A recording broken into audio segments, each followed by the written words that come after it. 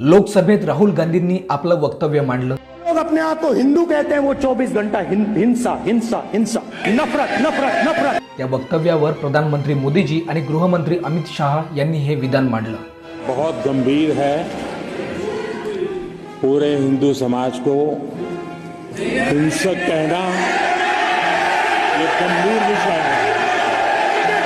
नरेंद्र मोदी जी पूरा हिंदू समाज नहीं है, बीजेपी पूरा हिंदू समाज नहीं है, आरएसएस पूरा हिंदू समाज नहीं है। के नेताजी ने कैटेगोरिकली कहा है कि जो अपने आप को हिंदू कहते हैं वो हिंसा करते हैं। करोड़ों लोग अपने आप को गर्व से हिंदू कहते हैं। विरोधकांना कैजीत पकडणं हे विरोधकांचं किंवा सत्ताधाऱ्यांचं काम असते आणि मोदीजींना आणि अमित शहाला हे वेगळं सांगण्याची गरज नाही, हे यावरून आपल्या लक्षात आलंच असेल। बरं, हे लोकसभेतला ड्रामा महाराष्ट्राच्या विधान परिषदेत आला। प्रसाद लाड यांनी राहुल गांधींना इटलीला पाठवण्यासाठी सभापतीकडे अर्ज केला। सभापती त्यावर शिक्कामोर्तब करणारच होत्या। तेवढ्यात अंबादास दानवेंनी आपलं एकूणच या विधानावरील मत मांडलं। त्याचं लोकसभेत झालेलं आहे, त्याचा संबंध आपल्या कामकाजाशी येतो का, हा माझा प्रश्न आहे। मला असं वाटतं हिंदुत्वाचा मुद्दा मांडणारे हे आपल्या हे बघा, काही झाले तरी दानवे शिवसैनिक असून महाविकास आघाडीचा भाग आहे, त्यामुळे हे विसरून चालता येणार नाही।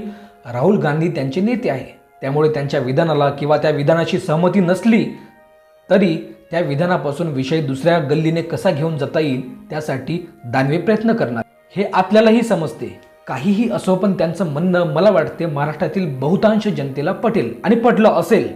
लोकसभेतल्या चांगल्या मुद्द्यावर जर विधान परिषदेत चर्चा होत असेल आणि ती झाली पाहिजे, निवडणुकीच्या आधी हिंदू मुस्लिम, निवडणुकीच्या प्रचारात हिंदू मुस्लिम, निवडून आल्यावर हिंदू मुस्लिम, आणि ज्या ठिकाणी संविधानाशिवाय दुसरा आधार मानला जात नाही त्या लोकसभेच्या सभागृहात तुम्ही हिंदू मुस्लिम विषय काढत असाल तर तो मुद्दा तिथेच बंद होऊन तो महाराष्ट्राच्या कुठल्याही सभागृहात निघायला नको। कारण महाराष्ट्रात विकासाच्या मुद्द्यावर चर्चा झाली पाहिजे आणि मला नाही वाटत महाराष्ट्रातील सर्वच महत्त्वाच्या मुद्द्यावर चर्चा करण्यासारखे काही राहिले नाही। त्यामुळे हा बिनकामाचा मुद्दा तुम्ही उचलून धरत आहात। बरं, पुढे असे झाले, दानवे बोलत असताना लाड मध्येच उठून उभे राहिले आणि दानवेकडे हात दाखवला वाटते। आता तो दाखवलेला हात मी बघितला नाही। जशा दानवेने दिलेल्या शिव्या आपल्याला ऐकू आले नाही, तसाच लाडने दाखवलेला हात आपल्याला मला वाटते माझ्या सगट तुम्हालाही दिसला नसावा। मग काय, पुढे दानवेमधील शिवसैनिक जागा झाला। माझ्याकडे हात नाही करायचा, माझ्याकडे हात नाही करायचा, तिकडे करायचा, तिकडे करायचा, तिकडे करायचा। जर कोणी मध्ये आले नसते तर कदाचित आज लाडला प्रसाद मिळत होता असे मी नाही। बरं, दानवे स्वतः माणूस आहे, मी शिवसैनिक आहे आणि मला हिंदुत्व शिकवणार प्रसाद लाड सारखा माणूस भाटगा कंट्रोल। त्यामुळे मला तरी वाटते विधानसभा आणि विधान परिषदेत हेल्मेट वापरणे सक्ती करावी। कारण जसजशी विधानसभा जवळ येईल तसतसं या लोकांचे टाळके गरम होईल आणि कोण केव्हा कसा काय फेकून मारेल हे आपल्याला सांगता येत नाही। कसं आहे, सामान्य जनतेचे प्रश्न मांडण्यासाठी या लोकप्रतिनिधींना आपण सभागृहात पाठवले, त्यांना कुठलीही दुखापत होऊ नये हाच सामान्य जनतेचा उद्देश असेल। तुर्तास तरी दानवेंना 5 दिवसासाठी निलंबित केला आहे आणि करायलाच पाहिजे।